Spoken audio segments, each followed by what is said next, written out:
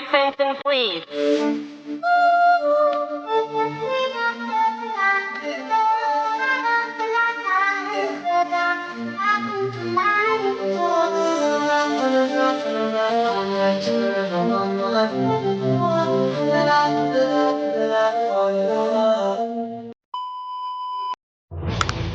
What's up mga kagayem? Panibagong araw, panibagong video. Pinuntahan nga namin ang bagong bukas na kapihan dito sa Tayub. Ito nga ang Kape de Agno na matatagpuan sa Kaipilan, Barangay Agno, Tayub. Hindi lang masarap ang kape nila, masarap din sa mata ang tanawin. Dito nga sa may second floor nila, kitang-kita ang buong bukirin na pumapaligid sa kapihan. Perfect sa mga mahilig kumuha ng litrato at video. Kaya naman, sinulit na namin ang view habang inaantay ang order namin. Kaya sa mga naghahanap ng magandang view at masarap na kape, bisita lang kayo dito sa Kape de Agno.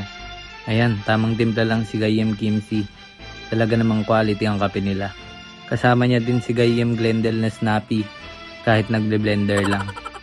Hanggang dito na lang mga kagayem. Salamat sa panonood. Paalam!